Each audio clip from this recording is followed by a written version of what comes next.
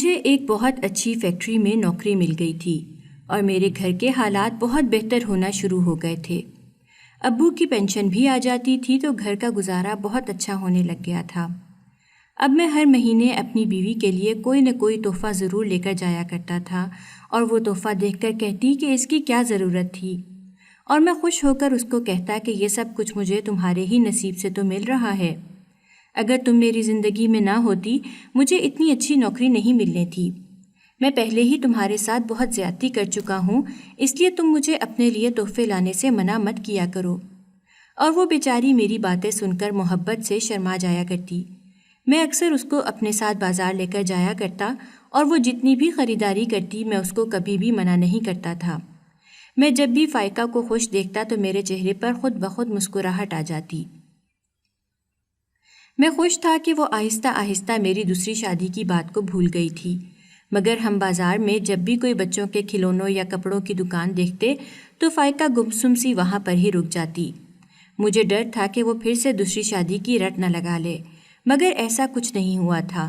میں نے فائقہ سے کہا کہ اب ہمارے حالات بہت بہتر ہو رہے ہیں تو میں سوچ رہا ہوں کہ اس گھر کو گرا کر نئے سرے سے ایک اچھا اور خوبصورت گھر بنایا جائے، اور اس گھر کا نقشہ تم تیار کرو گی۔ تم جیسا گھر کہو گی میں تمہیں بنا کر دوں گا۔ اور وہ بچوں کی طرح خوش ہو گئی۔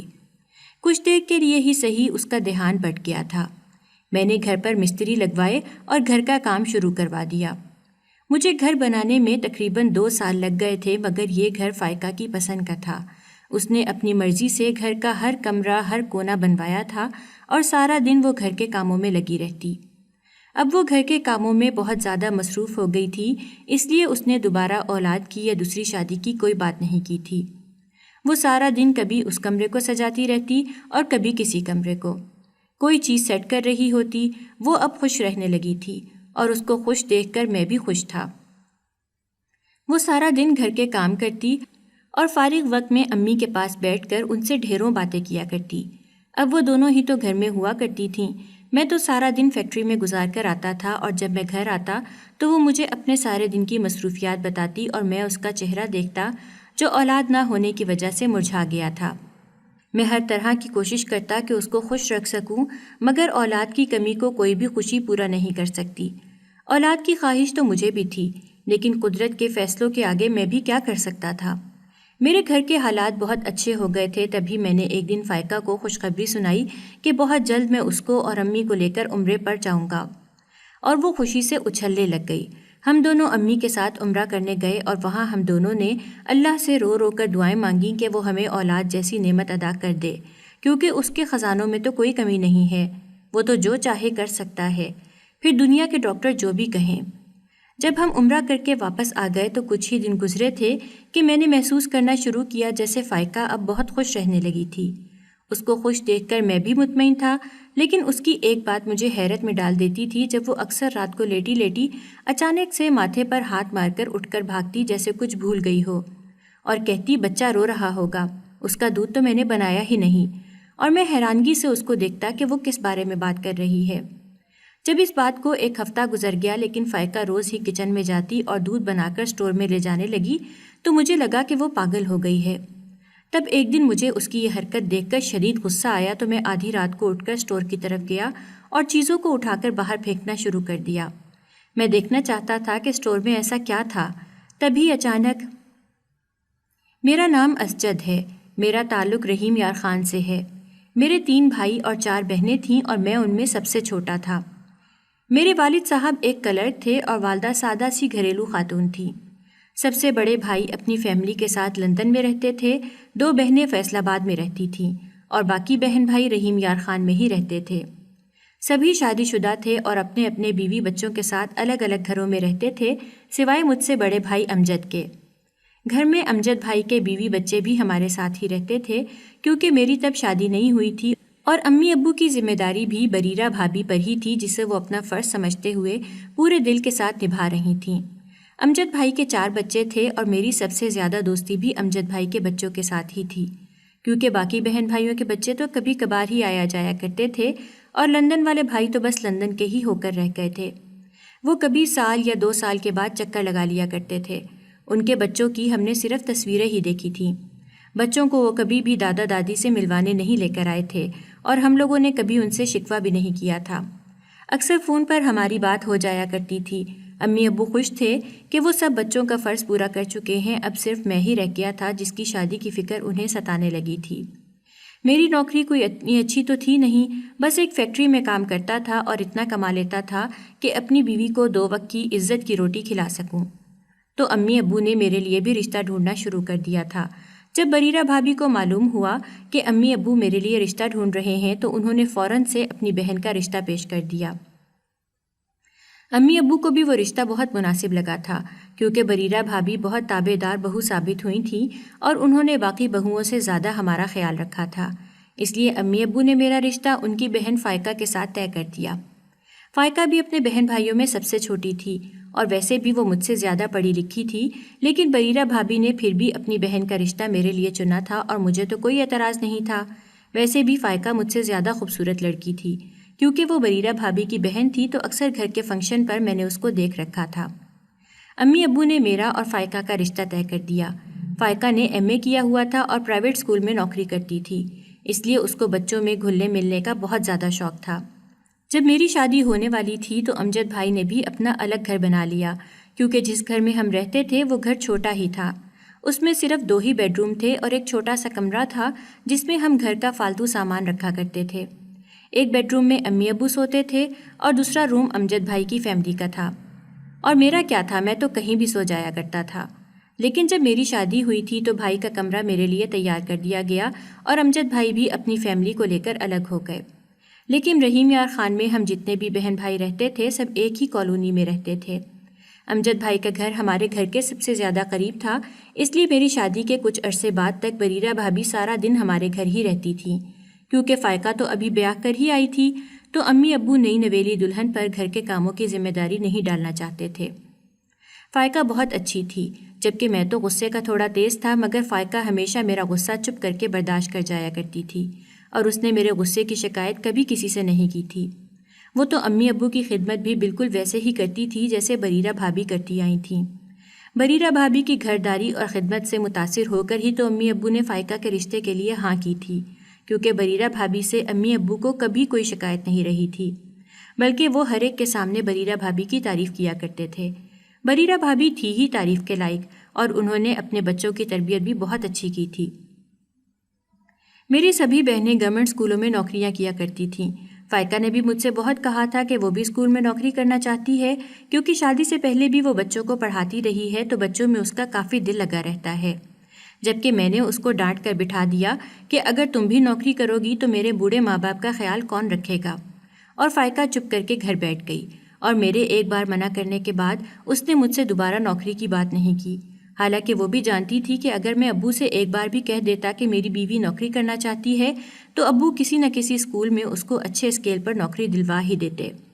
مگر جب میں نے ہی منع کر دیا تھا تو فائقہ نے دوبارہ نوکری کی کوئی بات نہ کی، اور میں بھی خوش تھا کہ فائقہ نے میری بات مان لی تھی۔ تبھی میری ایک بہن کی طبیعت کافی خراب ہوئی، وہ قریب کے ہی ایک اسکول میں سرکاری نوکری کرتی تھی۔ میری بہن سدرا نے اسکول میں چھٹی کے لیے درخواست دی، مگر اس کی درخواست قبول نہ کی گئی اور سدرا کی طبیعت ایسی نہیں تھی کہ وہ اسکول جا سکتی۔ پھر اس نے فائقہ سے بات کی کہ جتنا عرصہ وہ اسکول نہیں جا سکتی تو اس کی جگہ فائقہ اسکول چلی جایا کرے۔ فائقہ نے سوالیہ نظروں سے میری طرف دیکھا تھا اور میں نے جھٹ سے کہہ دیا تھا کہ جیسا سدرا باجی کہتی ہیں ویسا کر لو۔ فائقہ نے خاموشی سے میری بات مان لی اور سدرا کی جگہ اسکول جانے لگی۔ فائقہ صبح سویرے اٹھتی، ہم سب کا ناشتہ تیار کرتی اور تیار ہو کر اسکول چلی جاتی۔ اسکول سے واپس آ کر وہ دوپہر کا کھانا بناتی اور جب تک سارے گھر والے دوپہر کا کھانا کھا کر فارغ ہوتے شام ہو جاتی، اور شام کو فائقہ رات کے کھانے کی تیاری کرنے لگ جاتی اور ساتھ میں میری بیمار بہن اور اس کے بچوں کو بھی سنبھالتی تھی۔ اس کے باوجود بھی اس نے کبھی مجھ سے یا کسی سے کوئی شکایت یا گلہ نہیں کیا تھا، وہ خوشی خوشی اپنا ہر فرض نبھاتی تھی۔ اس کے علاوہ گھر میں مہمانوں کا بھی آنا جانا لگا رہتا تھا، کیونکہ سدرا باجی کی طبیعت ناساز تھی تو ہر آئے دن میرے سب بہن بھائی گھر میں اکٹھے ہوا کرتے تھے۔ کبھی کوئی آ رہا ہوتا تو کبھی کوئی آ رہا ہوتا، اور ان سب کے لیے 2 وقت کا کھانا بھی فائقہ اکیلے ہی بناتی تھی۔ اس بیچاری کا تو سارا دن کچن میں ہی گزر جاتا تھا۔ وہ صبح اندھیرے کی اٹھی رات گئے تک کاموں میں ہی مصروف رہتی تھی، اور رات کو بھی اکثر سدرا باجی اس کو بلا لیا کرتی تھی، کیونکہ سدرا باجی کو اکثر رات کو فائقہ کی ضرورت پڑتی تھی۔ کبھی سدرا باجی کو دوائی دینی ہوتی اور کبھی ان کے جگ میں پانی ختم ہو جاتا، یا اکثر ان کے بچے ان کو رات کو تنگ کیا کرتے، تب بھی وہ فائقہ کو اپنے پاس بلا لیتی۔ اور چونکہ میں گھر میں سب سے چھوٹا تھا، اس لیے سب بہن بھائی میرا کچھ زیادہ ہی خیال رکھتے تھے، اور میری بہنیں تو مجھے ویسے بھی بہت زیادہ عزیز تھیں۔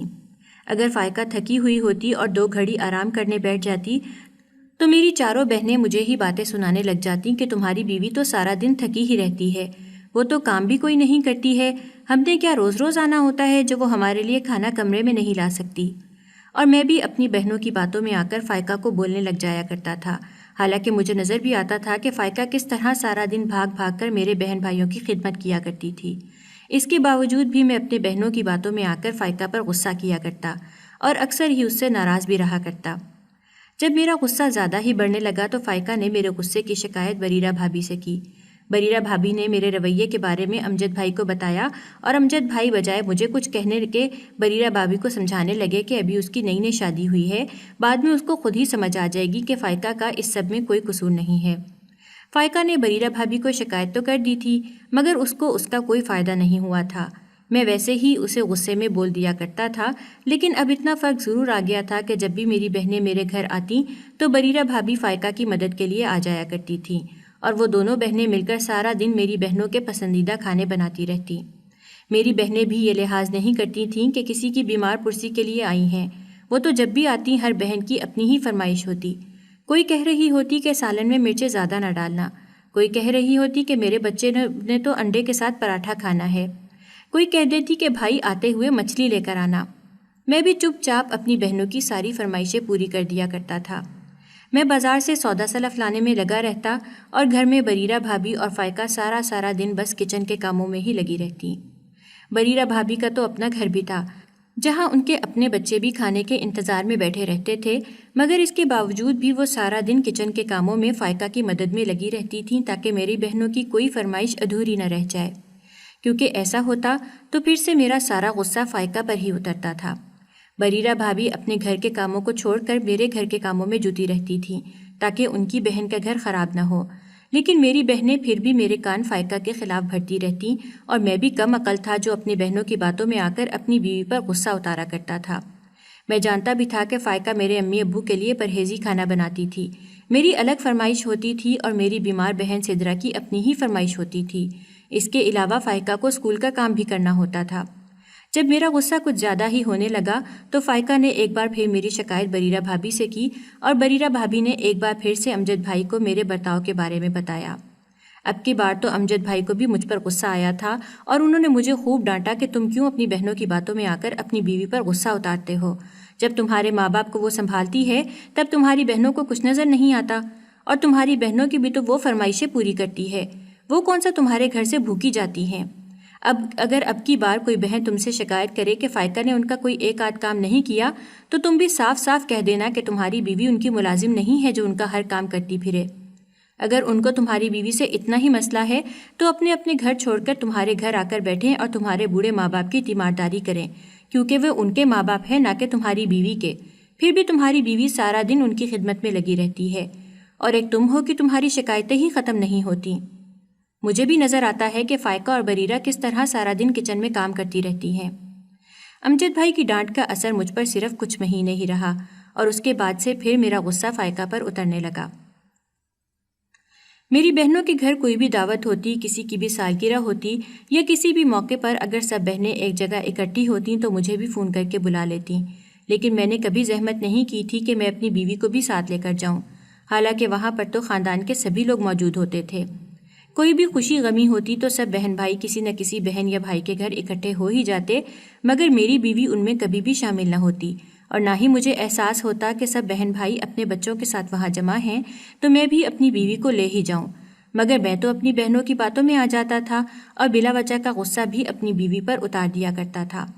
میری بیوی کو معلوم بھی تھا کہ میں اپنی بہنوں اور بھائیوں کے گھر مختلف تہواروں پر جاتا ہوں اور وہاں سبھی اکٹھے ہوتے ہیں، مگر اس نے مجھ سے کبھی کچھ نہیں کہا، نہ ہی کبھی کوئی گلہ کیا تھا، کیونکہ وہ میرے غصے سے اور میری عادت سے واقف ہو ہی چکی تھی۔ اور بریرہ بھابھی نے بھی شاید اسے منع کیا تھا۔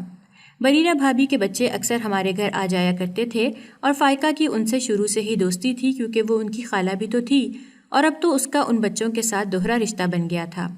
وہ خالہ ہونے کے ساتھ ساتھ ان بچوں کی چچی بھی بن گئی تھی، تو بریرہ بھابھی کے بچوں کے ساتھ اس کا دل لگا رہتا تھا اور فائقہ کا بھی زیادہ آنا جانا بریرہ بھابھی کے گھر میں ہوتا تھا کیونکہ میری بہنیں تو ویسے ہی اس کی برائیاں کرتے نہیں تھکتی تھیں اور نہ میں کبھی اسے اپنے بہن بھائیوں کے گھر زیادہ لے کر جاتا تھا۔ نہ جانے کیوں میری بہنیں میری بیوی کو کمتر سمجھتی تھیں اور ہر بات اس سے چھپائی جاتی تھی۔ فائقہ سب کچھ جانتی بھی تھی، اس کے باوجود بھی وہ میرے ماں باپ کی خدمت میں لگی رہتی تھی اور کبھی نہیں کہتی تھی کہ میں اس کے ساتھ ایسا برتاؤ کیوں کرتا ہوں، اور نہ ہی مجھے لگتا تھا کہ میرا برتاؤ اس کے ساتھ غلط تھا۔ میں سب سے چھوٹا بھائی تھا، اس لیے مجھے لگتا تھا کہ میں جو بھی کرتا ہوں بالکل ٹھیک ہی کرتا ہوں، کیونکہ میرے بڑے بہن بھائیوں نے مجھے کبھی کسی بات سے روکا ٹوکا نہیں تھا، اس لیے مجھے کبھی کچھ غلط لگا بھی نہیں تھا۔ سدرا باجی کی طبیعت بہتر ہو گئی تھی، وہ اپنے بچوں کو لے کر اپنے گھر بھی جا چکی تھیں اور انہوں نے اسکول جانا شروع کر دیا تھا، لیکن اسکول کی پرنسپل چاہتی تھیں کہ فائقہ بھی ان کے اسکول میں نوکری کرے کیونکہ ان کو فائقہ کا پڑھانے کا انداز بہت پسند آیا تھا۔ فائقہ نے ایک بار پھر مجھ سے بات کی تھی کہ وہ نوکری کرنا چاہتی ہے۔ اب تو ہماری شادی کو 2 سال گزر چکے تھے لیکن ابھی تک ہمارے ہاں کوئی اولاد نہیں ہوئی تھی، تو فائقہ کہنے لگی کہ میرا بچوں کے ساتھ دل لگا رہتا ہے، آپ ابو سے کہہ کر مجھے اسکول نوکری کرنے دیں، لیکن میں نے پھر سے فائقہ کو منع کر دیا تھا اور بات وہی تھی کہ میرے ماں باپ کا خیال کون رکھے گا، اور میری بیوی میرے غصے سے اچھی طرح واقف تھی، اس لیے اس نے دوبارہ کوئی بات نہ کی۔ کچھ عرصے بعد میری فیکٹری کی نوکری چھوٹ گئی۔ میں نے بہت کوشش کی کہ مجھے کسی اور فیکٹری میں نوکری مل جائے مگر مجھے کوئی نوکری نہ ملی۔ ابو کو بھی عرصہ ہوا ریٹائرڈ ہو چکے تھے، ان کی پینشن پر آخر کتنے خرچے پورے کیے جا سکتے تھے۔ جب بھی فائقہ اپنے لیے کوئی خریداری کر کے آتی تو میری بہنیں پھر سے مجھے باتیں سناتی کہ تمہاری تو پہلے ہی نوکری نہیں لگ رہی، اوپر سے تمہاری بیوی کے خرچے ختم نہیں ہوتے، اسے نہیں نظر آتا کہ اس کا شوہر بے روزگار گھر بیٹھا ہے، کم از کم وہ تمہارا ہی خیال کر لے۔ مگر نہیں، فائقہ کو تو صرف اپنے ہی شوق پورے کرنے ہیں، اسے کیا پرواہ کہ اس کا شوہر کس مشکل میں ہے۔ اور میں ایک بار پھر سے اپنی بہنوں کی باتوں میں آ گیا تھا۔ میں نے اپنی بیوی کو بہت برا بھلا کہا کہ تمہیں نہیں احساس کہ گھر کے اخراجات پورے کرنے کے لیے پیسے بچا کر ہی رکھ لو، مگر تم تو ہر دوسرے دن منہ اٹھا کر بازار چلی جاتی ہو اور شاپر بھر کر خریداری کراتی ہو۔ فائقہ میری باتیں خاموشی سے سنتی، وہ بیچاری آخر کتنی خریداری کرتی تھی، سال میں 2 دفعہ بس عید پر ہی 2 کپڑے بناتی تھی۔ میں اکثر دیکھتا بھی تھا کہ اس کے کپڑے خراب ہو چکے ہوتے مگر پھر بھی وہ اپنے لیے کوئی خریداری نہیں کرتی تھی، اس کے باوجود بھی میں اس پر غصہ کرتا رہتا تھا۔ اب تو میری بہنوں نے اس کو اولاد کے طعنے بھی دینے شروع کر دیے تھے اور میں بھی اپنی بہنوں کی طرح اپنی بیوی کو اولاد کے طعنے دینے لگا، یہ جانے بغیر کہ اس میں اس کا تو کوئی قصور نہیں تھا۔ وہ بیچاری چپ چاپ میری باتیں سنتی رہتی اور تنہائی میں چھپ چھپ کر روتی بھی رہتی، مگر مجھے کبھی اس کا احساس نہیں ہوا تھا۔ ایک دن ابو کی طبیعت کچھ زیادہ ہی خراب ہو گئی، میرے پاس اتنے پیسے نہیں تھے کہ میں ابو کو ہسپتال لے کر جا سکتا۔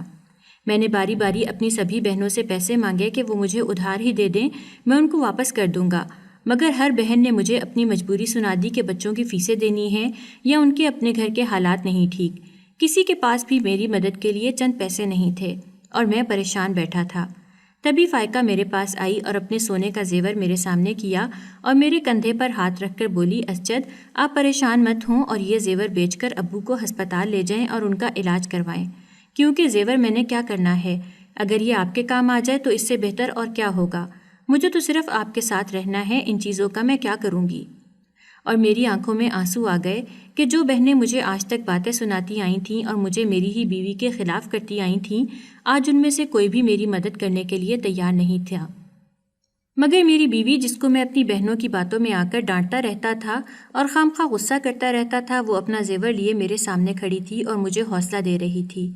تب مجھے پہلی بار اپنی بیوی کا احساس ہوا تھا کہ اس بیچاری نے میری ہر طرح کی کڑوی باتیں سنی تھیں اور آج بھی وہ میری ہی مدد کرنے کے لیے اپنا زیور مجھے دے رہی تھی۔ میں نے شرمندہ سا ہو کر اس سے زیور لے لیا اور اس سے وعدہ کیا کہ میں اس کو بہت جلد اس سے اچھا زیور بنا کر دوں گا۔ فائقہ کی آنکھوں میں بھی آنسو آ گئے اور وہ مجھے کہنے لگی کہ کوئی بات نہیں، مجھے زیور کی ضرورت نہیں ہے، اور ویسے بھی زیور اسی لیے تو رکھا جاتا ہے کہ ضرورت پڑنے پر اس کا استعمال کیا جائے، اور میں کافی دنوں سے دیکھ رہی تھی کہ آپ بہت زیادہ پریشان تھے، اگر آپ نے مجھے پہلے ہی اپنی پریشانی بتا دی ہوتی تو میں آپ کی پہلے ہی مدد کر دیتی۔ میں خوش تھا کہ مجھے فائقہ جیسی بیوی ملی تھی، اور اس دن مجھے پہلی بار بریرہ بھابھی کا فیصلہ بالکل درست لگا تھا، اور مجھے اپنی غلطی کا احساس ہوا تھا کہ میں اپنی بہنوں کی باتوں میں آ کر اپنی ہی بیوی کو برا بھلا کہتا رہا تھا۔ اس دن کے بعد سے میں نے اپنی بیوی کو کبھی بھی نہیں ڈانٹا تھا۔ ابو کافی بیمار رہنے لگے تھے، لیکن فائقہ نے ان کی بہت خدمت کی تھی۔ وہ ان کے لیے خاص طور پر پرہیزی کھانا بناتی تھی۔ ابو کچھ عرصہ بیمار رہنے کے بعد اللہ کو پیارے ہو گئے، اور ایک بار پھر سے میری ساری بہنیں میرے گھر آ کر بیٹھ گئی تھیں، اور میری بیوی ان کی خدمت میں لگ گئی تھی۔ جب کافی دن گزر گئے تو میری بہنوں کے پھر سے وہی شکوے شروع ہو گئے جو وہ پہلے کرتی آئی تھیں۔ تب میں نے اپنی بہنوں کو صاف صاف کہہ دیا کہ میری بیوی ان کی ملازم نہیں تھی جو ان کا ہر حکم مانتی اور سارا دن ان کی خدمتیں کرتی پھرتی۔ اگر ان کو میری بیوی سے زیادہ ہی مسئلہ تھا تو وہ میرے گھر ہی نہ آیا کریں۔ اور میری بہنیں حیران رہ گئی تھیں کہ میں ان کا وہی بھائی تھا جو پہلے ان کی ذرا سی بات پر اپنی بیوی کو جلی کٹی سنا دیا کرتا تھا۔ لیکن میرے ساتھ جو حادثہ ہو چکا تھا اس نے میری آنکھیں کھول دی تھیں، اور اس دن کے بعد سے میں نے اپنی بہنوں کی فائقہ کے خلاف کی ہوئی کسی بھی بات پر یقین نہیں کیا تھا۔ ایک دن فائقہ مجھے کہنے لگی کہ ہم ڈاکٹر کو چیک اپ کروا لیتے ہیں، کیونکہ مجھے اولاد کی بہت زیادہ طلب ہے، اور میں نے اس کی بات مان لی، کیونکہ وہ اکثر ہی کہا کرتی تھی کہ اسجد آپ تو سارا دن گھر سے باہر ہوتے ہیں اور میں گھر پر اکیلی ہوتی ہوں، آپ تو پھر بھی اپنے دوستوں کے ساتھ وقت گزار آتے ہیں اور کاموں میں مصروف رہتے ہیں، میں خالی گھر کو تکتی رہتی ہوں، کاش کہ میرے بھی بچے ہوتے تو میں بھی ان کے کاموں میں لگی رہتی، مگر خالی گھر مجھے کاٹ کھانے کو دوڑتا ہے۔ میں نے بہت اچھے ڈاکٹر سے ٹائم لیا اور ہم دونوں ڈاکٹر کے پاس چلے گئے۔ چیک اپ کروانے کے بعد جب ڈاکٹر نے مجھے یہ بتایا کہ میری بیوی کبھی ماں نہیں بن سکتی تو ہمارے سر پر تو جیسے آسمان ہی ٹوٹ پڑا تھا۔ میری بیوی جو خواہش اپنے دل میں لیے بیٹھی تھی وہ اب کبھی بھی پوری ہونے والی نہیں تھی۔ اس دن فائقہ میرے کندھے پر اپنا سر رکھ کر خوب روئی، اور میں نے بھی اس کو رونے دیا۔ جب رو رو کر اس کے دل کا بوجھ ذرا ہلکا ہوا تو وہ مجھے کہنے لگی کہ مجھے معاف کر دیں، میں آپ کو اولاد کی خوشی نہیں دے سکتی۔ میں نے فائقہ کے ہاتھ تھام لیے اور اس سے کہا کہ ایسی باتیں مت کرو، اس میں تمہارا کوئی قصور نہیں ہے، یہ تو قدرت کے فیصلے ہوتے ہیں، تم خود کو قصوروار مت ٹھہراؤ، تم جیسی بھی ہو میں تمہارے ساتھ خوش ہوں اور ساری زندگی تمہارے ساتھ گزار سکتا ہوں۔ مگر اس دن سے فائقہ نے مجھ سے ایک ضد کرنا شروع کر دی کہ اسجد آپ دوسری شادی کر لیں اور اپنا گھر بسا لیں، کیونکہ گھر تو بچوں سے بستے ہیں اور وہ تو میں آپ کو نہیں دے سکتی۔ اور میں نے فائقہ کو ڈانٹ دیا کہ ایسی باتیں مت کیا کرو، میں تمہارے ساتھ بہت خوش ہوں۔ جب میری بہنوں کو اس بارے میں علم ہوا تو انہوں نے بھی فائقہ کو بہت کوسا، اور میں نے اپنی بہنوں سے سختی سے کہہ دیا کہ خبردار جو انہوں نے میری بیوی کو کچھ بھی کہا تو میں نے تو ان کو اپنے گھر آنے سے ہی منع کر دیا تھا، کیونکہ وہ میرے گھر آ کر میری ہی بیوی کو باتیں سناتی تھیں کہ تم بانجھ ہو، ہمارے بھائی کو اولاد تک تو دے نہیں سکتی، جس کو سن کر فائقہ ساری ساری رات روتی رہتی اور مجھ سے ضد کرتی کہ آپ دوسری شادی کر لیں۔ میں نے اپنی ساری بہنوں کو منع کر دیا تھا کہ وہ میرے گھر نہ آیا کریں، مجھے ان کی کوئی ضرورت نہیں تھی۔ مجھے ایک بہت اچھی فیکٹری میں نوکری مل گئی تھی اور میرے گھر کے حالات بہت بہتر ہونا شروع ہو گئے تھے، ابو کی پینشن بھی آ جاتی تھی تو گھر کا گزارا بہت اچھا ہونے لگ گیا تھا۔ اب میں ہر مہینے اپنی بیوی کے لیے کوئی نہ کوئی تحفہ ضرور لے کر جایا کرتا تھا، اور وہ تحفہ دیکھ کر کہتی کہ اس کی کیا ضرورت تھی، اور میں خوش ہو کر اس کو کہتا کہ یہ سب کچھ مجھے تمہارے ہی نصیب سے تو مل رہا ہے، اگر تم میری زندگی میں نہ ہوتی تو مجھے اتنی اچھی نوکری نہیں ملنی تھی، میں پہلے ہی تمہارے ساتھ بہت زیادہ زیادتی کر چکا ہوں، اس لیے تم مجھے اپنے لیے تحفے لانے سے منع مت کیا کرو۔ اور وہ بیچاری میری باتیں سن کر محبت سے شرما جایا کرتی۔ میں اکثر اس کو اپنے ساتھ بازار لے کر جایا کرتا اور وہ جتنی بھی خریداری کرتی میں اس کو کبھی بھی منع نہیں کرتا تھا۔ میں جب بھی فائقہ کو خوش دیکھتا تو میرے چہرے پر خود بخود مسکراہٹ آ جاتی تھی۔ میں خوش تھا کہ وہ آہستہ آہستہ میری دوسری شادی کی بات کو بھول گئی تھی۔ مگر ہم بازار میں جب بھی کوئی بچوں کے کھلونوں یا کپڑوں کی دکان دیکھتے تو فائقہ گمسم سی وہاں پر ہی رک جاتی۔ مجھے ڈر تھا کہ وہ پھر سے دوسری شادی کی رٹ نہ لگا لے، مگر ایسا کچھ نہیں ہوا تھا۔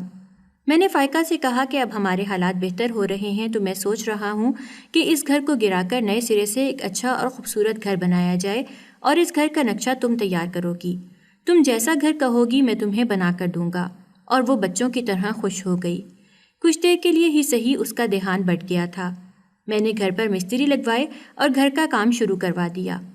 مجھے گھر بنانے میں تقریباً 2 سال لگ گئے تھے، مگر یہ گھر فائقہ کی پسند کا تھا۔ اس نے اپنی مرضی سے گھر کا ہر کمرہ ہر کونا بنوایا تھا، اور سارا دن وہ گھر کے کاموں میں لگی رہتی۔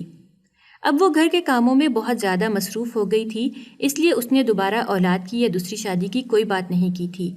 وہ سارا دن کبھی اس کمرے کو سجاتی رہتی اور کبھی کسی کمرے کی کوئی چیز سیٹ کر رہی ہوتی۔ وہ اب خوش رہنے لگی تھی اور اس کو خوش دیکھ کر میں بھی خوش تھا۔ وہ سارا دن گھر کے کام کرتی رہتی اور فارغ وقت میں امی کے پاس بیٹھ کر ان سے ڈھیروں باتیں کیا کرتی۔ اب وہ دونوں ہی تو گھر میں ہوا کرتی تھیں، میں تو سارا دن فیکٹری میں گزار کر آتا تھا، اور جب میں گھر آتا تو وہ مجھے اپنے سارے دن کی مصروفیات بتاتی اور میں اس کا چہرہ دیکھتا جو اولاد نہ ہونے کی وجہ سے مرجھا گیا تھا۔ میں ہر طرح کی کوشش کرتا کہ اس کو خوش رکھ سکوں، مگر اولاد کی کمی کو کوئی بھی خوشی پورا نہیں کر سکتی۔ اولاد کی خواہش تو مجھے بھی تھی، لیکن قدرت کے فیصلوں کے آگے میں بھی کیا کر سکتا تھا۔ میرے گھر کے حالات بہت اچھے ہو گئے تھے، تبھی میں نے ایک دن فائقہ کو خوشخبری سنائی کہ بہت جلد ہی میں اس کو اور امی کو لے کر عمرے پر جاؤں گا، اور وہ خوشی سے اچھلنے لگ گئی۔ ہم دونوں امی کے ساتھ عمرہ کرنے گئے اور وہاں پر ہم دونوں نے اللہ سے رو رو کر دعائیں مانگی کہ وہ ہمیں اولاد جیسی نعمت عطا کر دے، کیونکہ اس کے خزانوں میں تو کوئی کمی نہیں ہے، وہ تو جو چاہے کر سکتا ہے، پھر دنیا کے ڈاکٹر جو بھی کہیں۔ جب ہم عمرہ کر کے واپس آ گئے تو کچھ ہی دن گزرے تھے کہ میں نے محسوس کرنا شروع کیا جیسے فائقہ اب بہت خوش رہنے لگی تھی۔ اس کو خوش دیکھ کر میں بھی مطمئن تھا، لیکن اس کی ایک بات مجھے حیرت میں ڈال دیتی تھی، جب وہ اکثر رات کو لیٹے لیٹے اچانک سے ماتھے پر ہاتھ مار کر اٹھ کر بھاگتی، جیسے کچھ بھول گئی ہو، اور کہتی کہ بچہ رو رہا ہوگا، اس کا دودھ تو میں نے بنایا ہی نہیں، اور میں حیرانگی سے اس کو دیکھتا کہ وہ کس بارے میں بات کر رہی ہے۔ جب اس بات کو ایک ہفتہ گزر گیا لیکن فائقہ روز ہی کچن میں جاتی اور دودھ بنا کر اسٹور میں لے جانے لگی تو مجھے لگا کہ وہ پاگل ہو گئی ہے۔ تب ایک دن مجھے اس کی یہ حرکت دیکھ کر شدید غصہ آیا تو میں آدھی رات کو اٹھ کر اسٹور کی طرف گیا اور چیزوں کو اٹھا کر باہر پھینکنا شروع کر دیا۔ میں دیکھنا چاہتا تھا کہ اسٹور میں ایسا کیا تھا۔ تبھی اچانک فائقہ بھی پریشان سی ہو کر مجھ سے پوچھنے لگی کہ اسجد آپ کیا کر رہے ہیں؟ اس وقت اسٹور کا سامان کیوں اٹھا اٹھا کر باہر پھینک رہے ہیں؟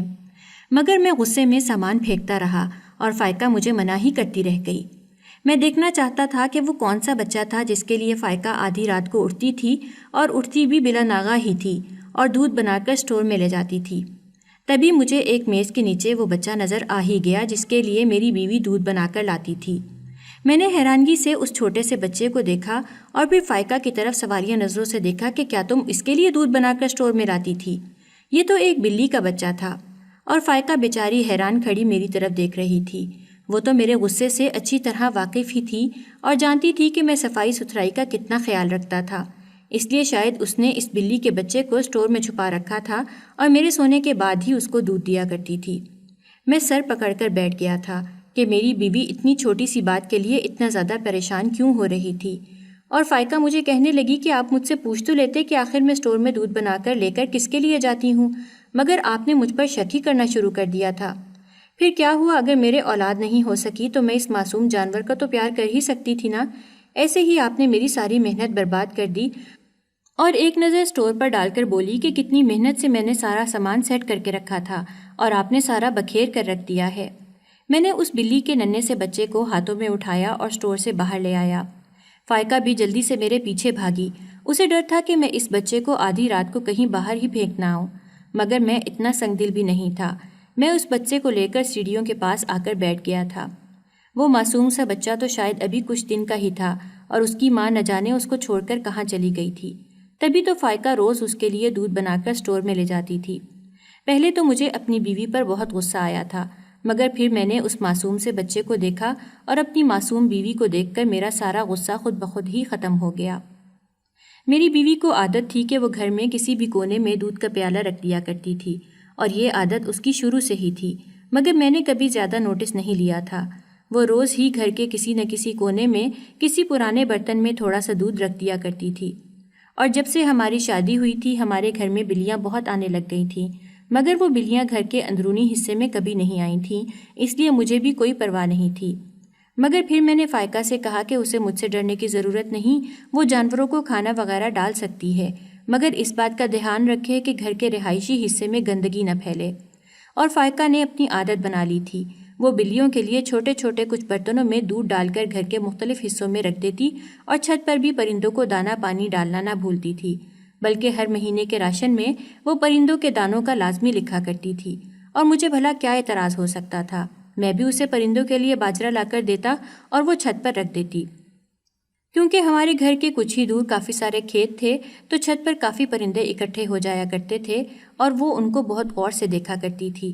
پرندوں کو کھانا کھلا کر اور ان کے لیے صاف ستھرے برتن میں پانی رکھ کر جیسے اس کو ایک الگ ہی خوشی ملتی تھی، اور وہ انہی پرندوں کی طرف دیکھتے ہوئے گہری سوچ میں ڈوب کر مجھے کہتی کہ اسجد میں اللہ کی اس بے زبان مخلوق کو دانہ اس لیے ڈالتی ہوں کیونکہ یہ بے زبان پرندے اور جانور انسانوں کا احسان کبھی نہیں بھولتے، اور ہو سکتا ہے انہی کی بدولت اللہ میری جھولی بھر دے۔ میں ہر ممکن کوشش کرتا تھا کہ فائقہ کو خوش رکھ سکوں، مگر جو خلا ہماری زندگی میں تھا وہ تو پورا ہونے والا نہیں تھا۔ بریرہ بھابھی کے بچے زیادہ تر ہمارے گھر رہتے تھے اور فائقہ نے ہمیشہ ان کا خیال بھی رکھا تھا کیونکہ بریرہ بھابھی نے میرا گھر بسانے میں فائقہ کی بہت مدد کی تھی۔ اگر امجد بھائی اور بریرہ بھابھی ہماری مدد نہ کرتے تو میں غصے میں نہ جانے کیا کر بیٹھتا۔ مجھے خوشی محسوس ہوتی تھی جب فائقہ میری ماں کی خدمت بالکل اپنی ماں کی طرح کرتی تھی۔ فائقہ کے گھر والوں نے کبھی مجھ سے کوئی شکایت نہیں کی تھی، جس سے مجھے اندازہ تھا کہ فائقہ نے میرے رویے کے بارے میں ان کو کچھ بھی نہیں بتایا ہوا تھا۔ ویسے بھی اب میں پرانی باتوں کو بھول چکا تھا اور مجھ سے جتنا ہو سکتا تھا میں اپنی بیوی کا خیال رکھ رہا تھا، اور جب میری بہنوں کو اندازہ ہو گیا تھا کہ اب میں ان کی باتوں میں آ کر اپنی بیوی کو برا بھلا نہیں کہوں گا تو انہوں نے بھی مجھے الٹے سیدھے مشورے دینا بند کر دیے تھے، اور آخر میری آنکھیں کھل گئی تھیں کہ میری بہنیں ہی غلط تھیں جبکہ میری بیوی کا تو کوئی قصور نہیں تھا۔ اس بیچاری نے تو اپنی جان لگا دی تھی اپنا اور میرا گھر بسانے میں۔ اب بس اللہ سے ایک ہی دعا ہے کہ وہ جلد ہی ہماری جھولی بھی بھر دے، کیونکہ معجزے بھی تو اسی دنیا میں ہوتے ہیں۔